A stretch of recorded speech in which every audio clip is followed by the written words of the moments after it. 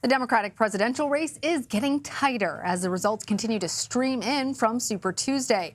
Joe Biden currently leads the delegate count. The former vice president won 10 states on Tuesday. Meanwhile, Senator Bernie Sanders won 3 states, with delegate-rich California currently leading his way as well. As Ed O'Keefe reports, Biden's Super Tuesday surge is injecting new life into the campaign that was struggling just weeks ago. Former Vice President Joe Biden, on the verge of political collapse a week ago, emerged today as his party's presidential frontrunner. Those of you who have been knocked down, those of you who have been counted out, this is your campaign. At home in Vermont, Senator Bernie Sanders previewed the forthcoming clash between 2 candidates who represent different wings of the party. What this campaign, I think, is increasingly about is which side are you on? Sanders, a self-described Democratic socialist, backs a government-run health care system, while the moderate Biden supports bolstering the current Affordable Care Act. Sanders has criticized Biden's support of the Iraq War. Biden has criticized Sanders' past support for gun manufacturers. Until now, Biden has been vastly outspent and outorganized by his rivals. But he may be about to get a big boost from former New York City Mayor Michael Bloomberg, who dropped out this morning and endorsed Biden. I know his decency, his honesty, his commitment to the issues that are so important to our country. Bloomberg's campaign says that he will continue to invest in defeating President Trump. Today, I am clear-eyed about our overriding objective, and that is victory in November. Bloomberg's poor showing last night came despite spending more than $500 million on ads. That's $18 million per delegate he earned, according to a CBS News estimate. We're also waiting to hear from Massachusetts Senator Elizabeth Warren. Aides say she's assessing her path forward after she came up short, including placing 3rd in her home state. Lana? Ed, thank you. For more now, I want to bring in CBS News Capitol Hill producer Rebecca Kaplan. Rebecca, as we've been reporting, Biden won the most Super Tuesday states. Some of those wins even appeared to surprise the Biden campaign. So what contributed to such a strong showing? Well, he had one really strong turnout, and we kind of had a foreshadowing of that in the South Carolina primary just 3-4 days before Super Tuesday, when you saw turnout go nearly 7,000 people above the 2008 levels, which was kind of that previous high watermark. And one thing we hadn't seen earlier in those states where Sanders did particularly well, in Iowa and New Hampshire, the turnout levels didn't hit those 2008 levels. So seeing voters so excited in South Carolina was this kind of preview that we were coming into a good place for Biden. And that absolutely proved to be true on Super Tuesday last night. Really early on in the night, we saw that the voting totals in Virginia were nearly double what they were 4 years ago in 2016. So a lot of voter enthusiasm there. And again, we saw, those voters were the ones who were excited about Biden, who were excited about that win he had put out a few days earlier. And he did just really well running up these big margins among, I like to think of kind of 3 key groups. There were black voters, older voters, and suburban voters. All came out in big numbers for Biden last night and helped propel him to, frankly, far more victories than I think even his own campaign expected last night. Yeah, really incredible given the, frankly, abysmal performance by the former vice president in some of those early contests. Absolutely. So, Rebecca, the next 2 Tuesdays will still see more key races in 10 states. Where is Biden focusing his campaign ahead of those contests? We're still waiting for him to put out a schedule for the next couple of days, but I wouldn't be surprised to see him spend more time in some of those states that have similar constituencies to those that propelled him to victory last night. So looking forward to next Tuesday, Mississippi is going to vote. Missouri is going to vote, both with significant African-American population. So I wouldn't be surprised to see Biden spending a fair amount of time there. And then looking ahead 2 weeks, a little later in the month, Florida. You have a number of older retirees there, also in Arizona, they're going to vote on March 17th. So I think Biden will probably pop up in both of those states. And particularly in Florida, not only is he going to make an appeal to those older voters about, Medicare for all versus bolstering Obamacare, but also talking about socialism. There's a significant Cuban population, especially in South Florida, and they have already not taken very kindly to comments that Bernie Sanders made about Cuban dictator Fidel Castro, saying that, well, he established some literacy programs, and so was that really all that bad? That was from a 60 Minutes interview he did earlier this month. Yeah, we saw that backlash come fast and furiously, and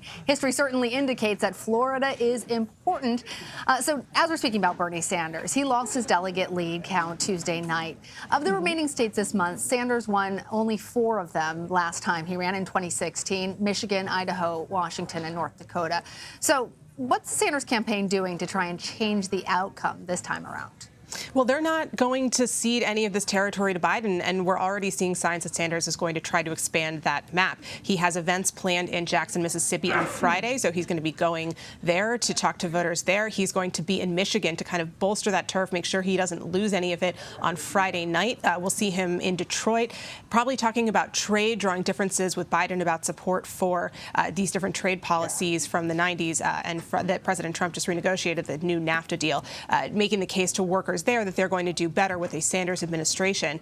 So those are definitely states where we're going to see him campaigning. And in addition to that, he's also looking ahead to Illinois. He's already said that he's going to hold his campaign night rally on next Tuesday, March 10th, even though Illinois doesn't vote for another week. So even though that is a state where he did not beat Hillary Clinton 4 years ago, he's holding events there. He's looking to turn out voters, especially we'll probably see him popping up in those college towns where he does so well, especially with younger voters. And then Latino voters. Arizona could be a potentially very big state for Sanders. Well, we've also seen Sanders really criticizing Biden Wednesday afternoon over his record on the Iraq War, the bankruptcy bill, cutting public benefits. Do we know how the Biden campaign is planning to respond? Biden has always made a big kind of question to voters about the cost of Sanders' health care plan, and more specifically, the fact that Sanders hasn't really been able to talk specifically about what it would cost. And that's something that you hear Biden bring up over and over again, that this plan is not only unworkably expensive, that the senator doesn't even really have an answer for voters on exactly how expensive it's going to be. So I think that's an attack line we're going to continue to hear. But another thing that we've been hearing from him in recent days, including just today at this kind of Super Tuesday victory press conference he held earlier this afternoon, he said, quote, "If you want a nominee who is a Democrat, a lifelong Democrat, a proud Democrat, an Obama-Biden Democrat, then join us." And that's obviously a dig at the idea that Sanders is not really a card-carrying member of the Democratic Party. He self-identifies as a Democratic socialist. And so Biden is saying, you know, those core Democrats, the people who were behind Obama, you are my people and you should be joining my campaign. So I think that's a stark difference that he will be drawing over and over again as he hits the stump over the next 2 weeks. Well, that segues perfectly into the next question I want to ask you about, Rebecca. Many people are talking about the down-ballot effects for Democrats of Biden versus Sanders. Biden has this growing list of endorsements from sitting lawmakers. Does that signal that the party really feels better positioned for success in November with Biden as the nominee, and that's why they're all coalescing around the former vice president? There's certainly more comfort with a lot of those members of Congress. You see, for example, 8 senators who are standing behind Biden in his quest versus just a single senator who has endorsed Sanders. So that's an obvious difference there. And a slew of congressional endorsers in recent days have come out to throw their weight behind Biden. Let's not forget, though, Sanders does have some key congressional endorsements. One in particular, Congresswoman Alexandria Ocasio-Cortez, that young freshman congresswoman from New York who brings with her a huge amount of enthusiasm, has the ability to help turn out almost as big as a crowd as Sanders himself does. So having her to help energize voters on the trail and to talk to Latino voters in particular, a group where Sanders does very, very well, that is a critical constituency for him.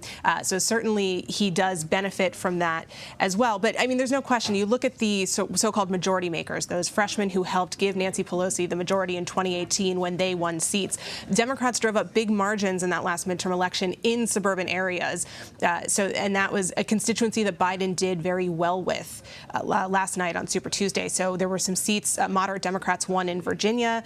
Like we said, Virginia, a state where Biden did very, very well last night. One of his very early victories, I think his first victory on the board last night. Yes. Yeah, so certainly, you know, members of Congress are more comfortable with Biden, but that really just plays into what Sanders wants to talk about. You know, he's not the establishment candidate. He likes to paint Biden as someone from the past, doesn't have the fresh ideas and passion. And the question is, ultimately, because these two are sort of getting close to running even, do voters go with the tried and true path, or do they go with something new and fresh, and for some of them more exciting? Well, we would be remiss if we didn't talk about the Michael Bloomberg news, dropping out of the race, endorsing Joe Biden. How much of an impact is that going to have on the presidential race and also for some of those congressional contests? Well, certainly, I think Biden hopes that he does better with Michael Bloomberg's support than Michael Bloomberg did with his own support in money. One of our campaign reporters, Sarah Ewell-Weiss, tallied up the money that Bloomberg spent on ads today versus the actual number of delegates he ultimately received, 6 from the American Samoa last night, and it comes out that he spent about $18 million per delegate he ended up winning on Super Tuesday, so not a great showing. But look, he had a huge campaign infrastructure in place. It's hard to overstate how many offices, how many staffers on the ground. He put on these very highly stylized, well-produced events. He can't just hand this campaign apparatus over to Biden. That gets into questions of FEC contributions, the Federal Election Commission, and what exactly candidates can do in terms of accepting donations.